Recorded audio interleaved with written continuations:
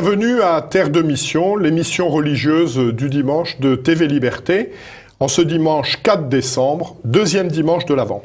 Au programme de cette émission, tout d'abord, concernant l'Église universelle, rencontre avec Monseigneur Athanasius Schneider, évêque auxiliaire d'Astana au Kazakhstan, qui viendra nous parler de la réception dans l'Église de l'exhortation post-synodale Amoris Laetitia.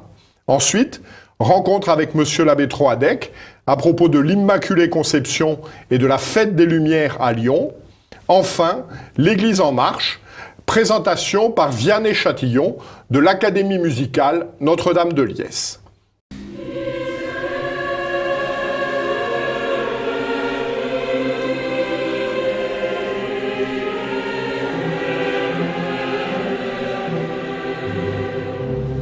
Voilà. Monseigneur, nous sommes très honorés de vous accueillir parmi nous aujourd'hui.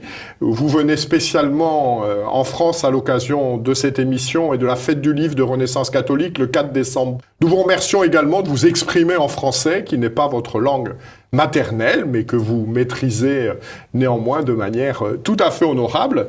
Pouvez-vous tout d'abord vous présenter pour nos téléspectateurs qui ne vous connaîtraient pas ? Je suis né en Kyrgyzstan, dans une famille catholique originaire d'Alsace, dont les ancêtres ont vécu depuis le commencement du XIXe siècle dans les villages allemands près d'Odessa, Ukraine actuelle. Mes parents ont été déportés par Staline dans les montagnes d'Oural pour le travail forcé. J'ai eu la grande grâce d'avoir vécu dans l'église clandestine pendant la persécution de la part du régime communiste en l'Union soviétique, où j'avais reçu secrètement les sacrements du baptême, de la confirmation, de la première confession et de la première communion. En 1973, nous avons pu émigrer en Allemagne. Je suis entré dans l'ordre des chanoines réguliers de la Sainte-Croix en Autriche, puis envoyé au Brésil, où je suis été ordonné prêtre par Monseigneur Manuel Pestana, évêque d'Annapolis, un défenseur de la foi catholique traditionnelle, au milieu à l'apogée de la théologie de la libération. Puis j'ai obtenu à Rome le diplôme de docteur en sciences patristiques. Depuis 2001, je suis professeur permanent du séminaire interdiocésain à Karaganda, au Kazakhstan. En 2006, je fus nommé évêque auxiliaire de Karaganda. Puis en 2011, j'ai reçu la charge d'auxiliaire d'Astana, capitale du pays. Actuellement, j'exerce la fonction du secrétaire général et président de la commission liturgique de la conférence épiscopale du Kazakhstan. Vous avez fait part de votre circonspection à propos de l'exhortation post-synodale Amoris Laetitia. Vous avez également publié une déclaration de fidélité à l'enseignement immuable de l'Église. Et enfin, vous venez de faire part de votre soutien au doubia présenté au pape sur ce sujet par les cardinaux Burke, Brandmüller, Caffarra et Meissner. Quelle est la valeur magistérielle de cette exhortation apostolique ?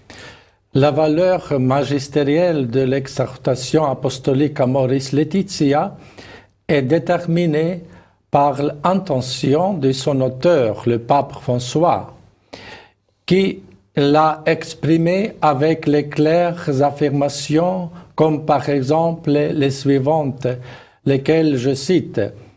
Le pape dit « Je voudrais réaffirmer que tous les débats doctrinaux, moraux ou pastoraux ne doivent pas être tranchés par des interventions magistérielles. J'ai retenu opportun de rédiger une exhortation apostolique pour orienter la réflexion, le dialogue ou bien la praxis pastorale. Voilà les paroles du pape. La fonction propre d'un acte magistériel consiste, selon les paroles du Concile Vatican II, en ce que, je cite, « le magistère n'est pas au-dessus de la parole de Dieu, mais il est à son service, n'enseignant que ce qui a été transmis, puisque par mandat de Dieu, avec l'assistance de l'Esprit Saint, le magistère, la parole de Dieu garde saintement et l'expose aussi avec fidélité. C'était en citation de Dei Verbum. Dès les paroles du pape François, il ressort clairement qu'il n'avait pas l'intention de proposer un enseignement propre, magistériel. Selon pape François, Amoris Laetitia a le but de créer une situation de débat doctrinaux, moraux ou pastoraux, et que ces débats ne doivent pas être tranchés par des interventions magistérielles. Mais quelle est la nature de vos interrogations sur ce texte? Mes interrogations sur l'Amoris Laetitia concernent d'abord la question très concrète de l'admission des divorcés dits remariés à la Sainte Communion. En fait, pendant les 2 derniers synodes sur la famille et après la publication de l'Amoris Laetitia, une lutte ardue éclata et qui perdure jusqu'à ce jour sur cette question concrète. Tous ceux ecclésiastiques qui veulent un autre évangile, c'est-à-dire un évangile du droit au divorce, un évangile de la liberté sexuelle, en résumé, un évangile sans le 6e commandement de Dieu. Tels ecclésiastiques donc usent tous les moyens, c'est-à-dire astuces, tromperies, chefs d'œuvre de rhétorique et dialectique, et même la tactique d'intimidation et de violence morale, afin d'atteindre leur objectif de l'admission des divorcés dits remariés à la Sainte Communion, sans que ceux-ci remplissent la condition de vivre en continence parfaite, une condition demandée par la loi divine. Une fois cet objectif atteint, même limité au cas dit de discernement exceptionnel, la porte est ouverte à l'introduction de l'évangile du divorce, de l'évangile sans le 6e commandement. Et ceci ne sera plus l'évangile de Jésus, mais un anti-évangile, un évangile selon ce monde, même si un tel évangile soit embelli avec la cosmétique des paroles comme miséricorde, affect maternel ou accompagnement. Dans ce contexte, on doit rappeler une exhortation apostolique, celle de saint Paul, qui avait dit « Mais quand nous-mêmes, quand un ange du ciel annoncerait un autre évangile que celui que nous vous avons prêché, qu'il soit anathème. » Lettre aux Galatiens. Mais, Monseigneur, est-ce que ce type d'événement s'est déjà produit dans l'Église? Au sujet de la doctrine et la pratique concernant le sacrement du mariage et de la validité pérenne de la loi morale, nous assistons de nos jours une ambiguïté dont l'ampleur est comparable seulement à la confusion générale de la crise arienne du IVe siècle. Que peut-il se passer si les doubias présentés par les 4 cardinaux restent sans réponse? La tâche essentielle du pape est divinement établie pour notre Seigneur, c'est-à-dire conforter dans la foi tous les frères. Conforter dans la foi veut dire dissiper les doutes et apporter la clarté. Seulement le service de la clarté de la foi crée la vraie unité dans l'Église. Et ceci est la première et inéluctable tâche du pape. Si le pape ne remplit pas sa tâche dans les circonstances actuelles, les évêques doivent prêcher indéfectiblement l'évangile immuable concernant la doctrine divine de la morale et de la pérenne discipline du mariage, venant de cette manière fraternellement en aide au pape même, parce que le pape n'est pas un dictateur. Et en fait, Christ a dit, vous savez que le chef des nations les tyrannise et que les grands les asservissent. Il n'en sera pas de même au milieu de vous, mais quiconque veut être grand parmi vous, qu'il soit votre serviteur, et quiconque veut être le premier parmi vous, qu'il soit votre esclave. En outre, toute l'Église doit prier pour le pape afin qu'il retrouve la connaissance et le courage de accomplir sa première tâche. Quand le premier pape Saint-Pierre était incarcéré, toute l'Église pria continuellement pour lui et Dieu l'a libéré de ses chaînes. Mais n'y a-t-il pas en définitive, si ces problèmes perdurent, un risque de schisme? Il n'a pas seulement un risque de schisme, mais une certaine sorte de schisme existe déjà dans l'Église. Schisme veut dire en grec se séparer de la totalité du corps. Christ est la totalité du corps des vérités divines et de l'unité de son organisme surnaturel est aussi visible. Mais nous assistons aujourd'hui à une forme bizarre de schisme.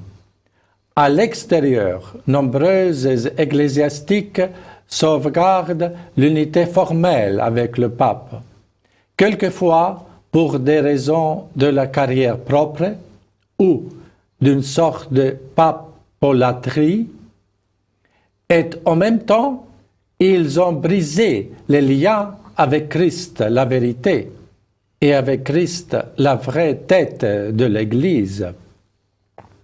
D'autre part, il y a des ecclésiastiques qui sont dénoncés comme schismatiques en dépit du fait qu'ils vivent en paix canonique avec le pape et restent fidèles à Christ la vérité en promouvant assidûment son évangile de la vérité.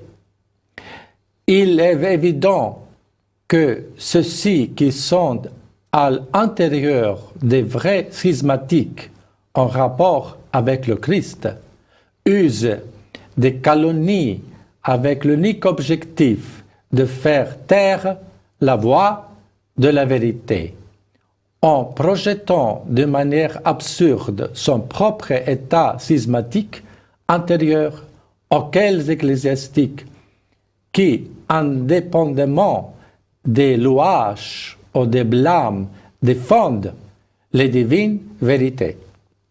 En fait, comme dit la Sainte Écriture, la parole de la vérité divine n'est pas liée. Même si plusieurs hauts responsables de l'Église aujourd'hui obscurcissent temporellement la vérité de la doctrine du mariage et de sa discipline pérenne, Cette doctrine et discipline resteront toujours immuables dans l'Église parce que l'Église n'est pas une fondation humaine, mais divine. Merci infiniment, Monseigneur, de ces propos pleins de foi, d'espérance et de charité. Pour ceux d'entre vous qui regardent cette émission en direct, vous pouvez retrouver donc Monseigneur Schneider au domaine de Grand Maison à Villepreux pour la fête du livre de Renaissance catholique. Nous vous y attendons immédiatement. Mais vous pouvez également lire et acquérir 2 ouvrages publiés par Monseigneur Schneider aux éditions Contretemps. Corpus Christi, la communion dans la main au cœur de la crise de l'Église. Donc un ouvrage qui rappelle la nécessité et l'importance de recevoir la Sainte Communion selon la forme traditionnelle. Et puis également, plus proche de nos préoccupations, avec Monseigneur Aldo Di Scilopagotto et Monseigneur Vassa, Monseigneur Schneider a publié il y a 1 an un ouvrage, le Synode sur la famille en 100 questions. Il s'agit en fait d'un petit catéchisme sur tous les problèmes, toutes les questions qui se posent aujourd'hui autour de la famille. Je crois que c'est un ouvrage très important, très pédagogique, et en particulier destiné au public le plus jeune. Voilà, nous vous remercions et nous nous trouvons pour la 2e partie de cette émission.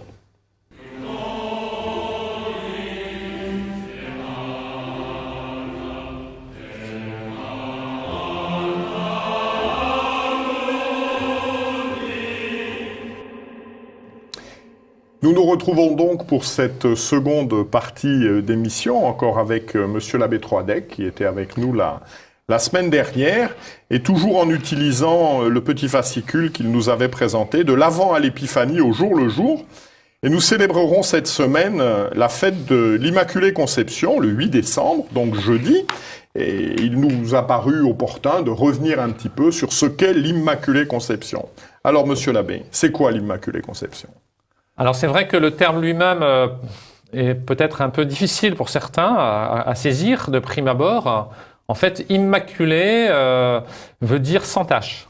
Et donc, quand on dit que la très sainte Vierge Marie, donc Mère de Dieu, elle était immaculée dans sa conception, on veut dire qu'au moment de sa conception, elle n'a pas eu, à la différence de tous les autres êtres humains, la tache du péché originel. Donc immaculée, donc sans tache.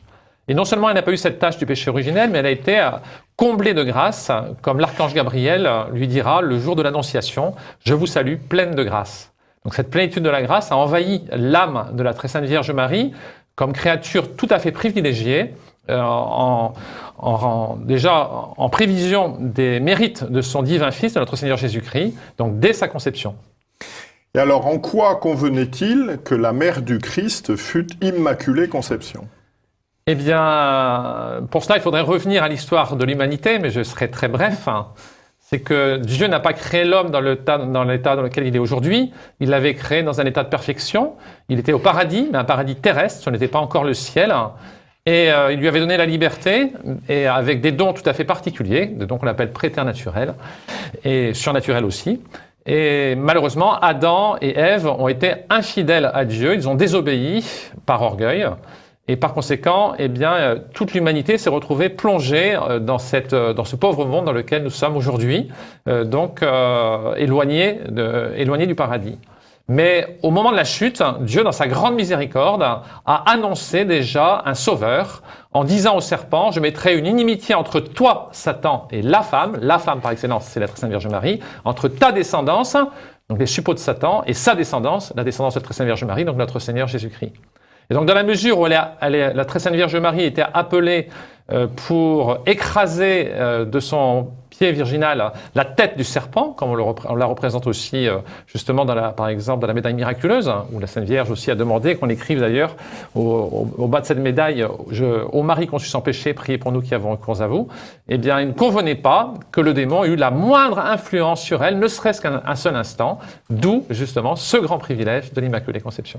Et alors, ce dogme de l'Immaculée Conception a été promulgué il y a longtemps, par qui, dans quelles circonstances ? Alors, il a été promulgué en fait en 1854 par le pape Pie IX, mais ça ne veut pas dire pour autant que c'est au XIXe siècle que tout à coup, eh bien, le pape aurait eu une illumination soudaine qui ne correspondrait pas du tout à la tradition. Alors, il est vrai que Dans l'histoire des dogmes, on peut dire que la révélation, si vous voulez, avec un grand R, c'est Jésus-Christ qui s'est fait connaître à nous. Donc il s'est révélé, il s'est fait connaître aux hommes. Jésus-Christ qui est vrai Dieu et vrai homme. Il a transmis son message ensuite à ses apôtres, et les apôtres ensuite l'ont transmis, eh bien, au pape, aux évêques qui ont suivi, donc au père de l'Église, ensuite aux théologiens. Et l'Église ensuite, au cours des 20 siècles, eh bien, elle a fait passer certaines vérités du dépôt de la foi, de l'implicite à l'explicite. Et ce sont justement les dogmes de foi qui ont été définis. Mais pour prendre l'exemple justement de l'Immaculée Conception, eh bien, on voit par exemple qu'au XIe siècle déjà, en Normandie, eh bien, certains prélats, eh bien, reconnaissaient ce dogme. Ou même à Lyon aussi, au XIIe siècle, on voit des chanoines lyonnais qui établissent une messe en l'honneur de l'Immaculée Conception. Par contre, pour vous montrer aussi que ce n'était pas non plus une vérité qui était je dirais reconnu par tous à l'époque, parce que c'est un peu compliqué, le dogme de l'Immaculée Conception. Saint Bernard, qui est pourtant un grand dévot à la Sainte Vierge, il disait de la Sainte Vierge on ne dira jamais assez. Eh bien, il a contesté en fait auprès de ces chanoines lyonnais au XIIe siècle l'existence de ce dogme. Mais malgré tout, il a continué à prendre racine, spécialement au XVe siècle, grâce aussi à l'ordre franciscain. L'ordre franciscain a beaucoup fait pour l'établissement de ce dogme. Et puis finalement, donc, au XIXe, eh bien, qui est vraiment le siècle marial par excellence, surtout en France, eh bien, ce dogme a fini par être établi, donc, par le pape à Rome, mais aussi sur la demande spécialement d'évêques de France. Il y a eu 51 évêques qui, en 1843, évêques et archevêques de France, qui ont écrit au pape, c'était Grégoire XVI à l'époque, pour lui demander que soit défini ce dogme. Et finalement, 11 ans plus tard, il a été défini. Alors, est-ce que cela veut dire qu'avant 1854, on peut être catholique et ne pas croire au dogme de l'Immaculée Conception? À partir de 1854, quand on est catholique, de foi, on doit croire au dogme de l'Immaculée Conception. C'est tout à fait cela. Tout à fait cela. C'est-à-dire que dans la mesure où un dogme est défini, à ce moment-là, eh bien, si on n'y croit pas, on n'est plus catholique. Vous nous avez parlé à 2 reprises de Lyon, dans la petite fresque historique que vous avez faite. L'Immaculée Conception est particulièrement solennisée au diocèse de Lyon, dans la ville de Lyon. Quelle est l'origine de cette solennisation? Mais il faut savoir déjà que Lyon, depuis l'origine, est une terre mariale, puisque le premier évêque de Lyon, Saint Pothin, a été envoyé à Lyon par Saint Polycarpe, qui était évêque de Smyrne, et qui était lui-même disciple de Saint Jean l'Évangéliste.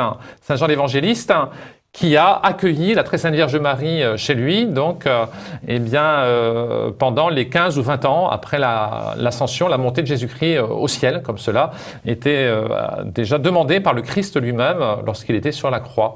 Et donc, Lyon est une terre mariale dès l'origine, et ensuite, au 19e, il y aura donc une recrudescence de cette dévotion à la Très Sainte Vierge Marie à Lyon, donc avec spécialement l'établissement de la basilique de Notre-Dame de Fourvière. Et il y a eu un événement particulier qui a amené à l'érection de cette basilique ou... Alors, je ne saurais pas vous dire pour l'origine de la basilique elle-même, mais par contre, ce qui est très intéressant, et donc là, on va arriver maintenant à l'histoire des Luminions, que l'on a pu voir, qu'on peut voir dans les villes de Lyon depuis 1852. Le 8 décembre 1852, il y a eu une érection d'une statue de la Sainte Vierge, à Fourvière.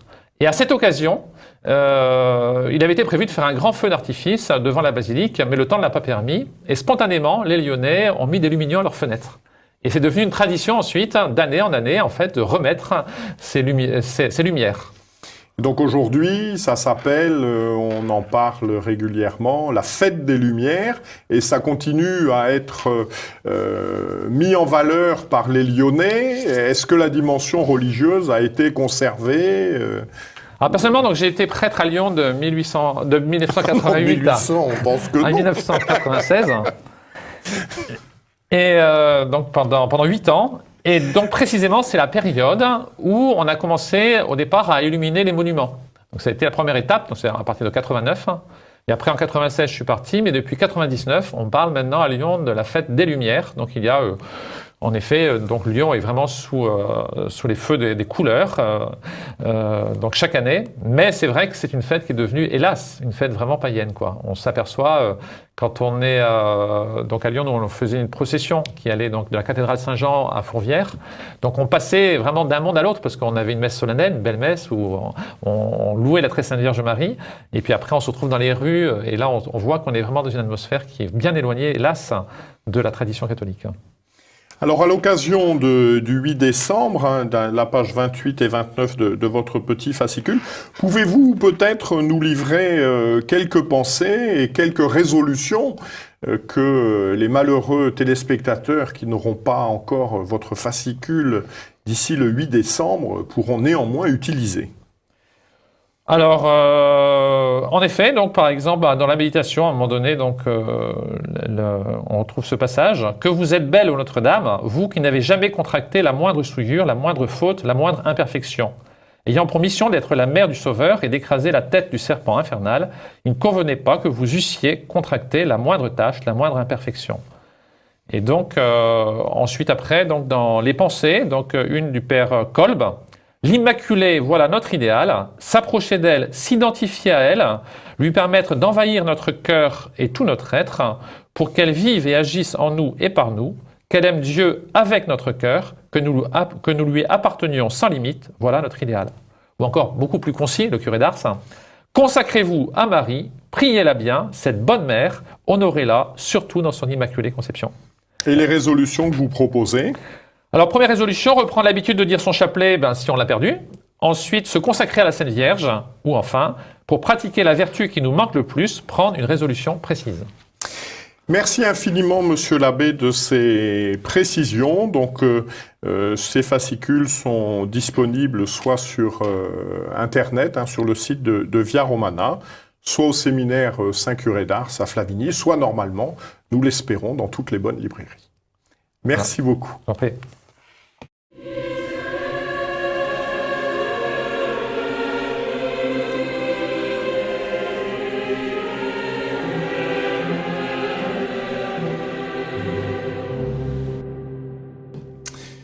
Voilà, nous sommes heureux d'accueillir maintenant Vianney Chatillon. Vianney Chatillon est le fondateur de l'Académie musicale Notre-Dame de Liesse. Alors Vianney, c'est quoi une académie musicale? C'est une très bonne question. Le terme est effectivement assez original et c'est voulu parce que le concept en lui est assez original. Alors l'Académie musicale de Liesse, c'est une vision en réalité. Vous avez eu des visions? Alors je n'ai pas eu de vision, j'aurais bien aimé ou pas. Toujours est-il que c'est une... C'est une double vision. C'était une vision au service de la France, tout d'abord, et une vision au service de l'Église. Alors je m'explique. Vision au service de la France, pourquoi? Eh bien parce que je suis convaincu, depuis déjà plusieurs années, que l'éducation est véritablement le cœur, je crois, du renouveau de la France. Et notamment une éducation de qualité qui structure l'intelligence, qui forme des esprits. Et puis le deuxième aspect de cette vision, c'est une vision au service de l'Église. C'est-à-dire que nos académies musicales sont un réseau d'écoles maîtrisiennes qui chantent l'office liturgique des vêpres dans nos sanctuaires, dans nos églises. Et alors dans cette vision, l'Académie musicale de Liesse est notre première école, notre toute première école, l'école pilote, qui aujourd'hui fonctionne à 100% puisque le bâtiment est complètement plein. Nous devons refuser alors une vous grosse êtes partie installé des où? demandes. Votre bâtiment Donc aujourd'hui, plein, Liesse Notre-Dame, ce bâtiment est un carmel, un ancien carmel, que le diocèse nous a aimablement prêté pour faire naître ce projet. Ce carmel est situé au nord de Reims, entre Reims et Lille, à peu près 2 heures de Paris. Et nous accueillons des enfants qui viennent de toute la France, ils sont internes durant la semaine, et même de l'étranger. Aujourd'hui, c'est donc notre première école pilote, et nous travaillons sur une ouverture de 2e établissement dans l'ouest de la France, entre Le Mans et Angers, pour pouvoir accueillir les nombreuses candidatures qu'aujourd'hui nous sommes obligés, par manque de place, de refuser. Alors que font ces garçons? Une journée à l'Académie musicale de Liesse, comment ça se passe? Alors une journée ordinaire, cela commence comme la plupart des collégiens et des lycéens, c'est-à-dire que la matinée est consacrée à la formation intellectuelle. Comme je vous le disais, nos académies sont avant tout des œuvres d'instruction, comme toutes les écoles de qualité, sont des écoles libres qui croient véritablement à l'importance d'une formation intellectuelle solide. Donc on peut suivre un cursus scolaire normal. Tout à fait. Nos élèves, donc du CM1 jusqu'à la terminale, suivent le parcours normal d'un enfant en France, donc ils passent les examens d'État, mais pas uniquement. Nous sommes d'ailleurs en train de travailler à la mise en place avec d'autres établissements libres d'un nouvel examen qui viendra en complément du baccalauréat pour sanctionner un travail de qualité supérieure. Voilà. Je lance dans le domaine musical ou dans le domaine scolaire. Dans le domaine scolaire. Voilà. Donc la matinée d'un élève commence par cela. Les études normales avec une pédagogie adaptée et très sur mesure. L'après-midi, quant à lui, commence par un temps de sport quotidien, un petit peu comme on va trouver dans les pays anglo-saxons. Le sport a une place importante chez nous.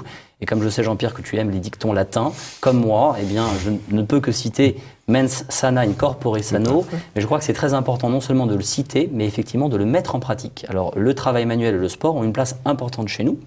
Et enfin, la fin de la journée est consacrée à 3 à 4 heures de musique, avec à la fois une formation vocale et une formation instrumentale, ce qui est une originalité. Nous sommes la seule structure en France à proposer à des enfants une formation vraiment complète au niveau musical.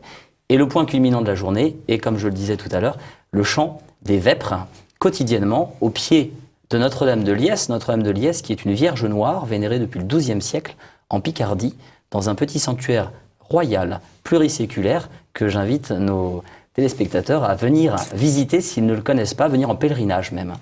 Donc cette académie musicale est réservée aux garçons? Pour l'instant, nous n'avons qu'une académie effectivement pour les garçons, parce que, comme je vous le disais, nous manquons de place. Nous avons un bâtiment qui est relativement petit, mais nous espérons, et nous avons déjà beaucoup de demandes pour ouvrir la même chose pour les filles. Comment peut-on juger sur pièce un petit peu les résultats de l'Académie musicale de Liesse? Comment vous écoutez, vous rencontrez, sans obligatoirement aller... Bien sûr. Alors, pour les téléspectateurs qui pourraient être intéressés, il y a plusieurs possibilités. La première, bien sûr, c'est d'aller sur Internet. Nous avons un site qui est assez complet, où vous pouvez notamment écouter les enfants chanter, jouer des instruments. Et donc vraiment vous nous en donnez l'adresse, s'il vous plaît? Alors l'adresse, c'est très simple, c'est Académie musicale de Liesse. On peut taper ça sur Google, on tombe directement chez nous. Voilà. Il y a également sur Internet la possibilité de se procurer notre premier CD, alors je ne sais pas si on le voit bien, qui est paru donc il y a quelques mois et qui permet de se rendre compte du déroulé normal des vêpres, donc l'office liturgique, ainsi que des chants dédiés à la Vierge Marie. Voilà, nous avons consacré ce premier CD à Notre-Dame de Liesse, à la Vierge Marie. Je crois qu'à l'approche du 8 décembre, c'est particulièrement pertinent. Donc n'hésitez pas à vous le procurer, cela peut être également un bon cadeau pour Noël. Il est disponible sur notre site internet. Et enfin, nous donnons également une série de concerts dans toute la France. Une quarantaine de concerts qui sont quasiment tous des concerts spirituels, donc des concerts véritablement dans une ambiance de prière. Le prochain a lieu cet après-midi même, le 4 décembre, aujourd'hui à 15h30, à Sainte-Marguerite du Vésinet. Mais il y en a bien d'autres et toutes les dates sont disponibles sur le site internet. Et vous vous déplacez dans toute la France ou vous restez circonscrit au nord-est? Alors nous nous déplaçons dans toute la France, principalement lors de notre tournée d'été. Il y a 2 ans, nous étions en Vendée pour une longue tournée autour de la région du Puy-du-Fou, très belle région. Cet été, nous étions en Bourgogne, autour de Paray-le-Monial.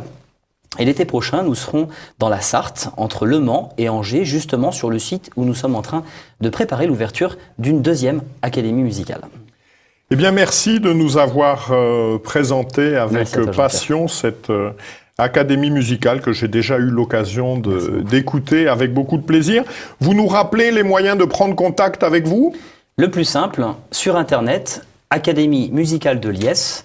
Sur Google, vous tomberez chez nous et là, vous avez les adresses postales, téléphoniques et évidemment mail pour pouvoir nous écrire.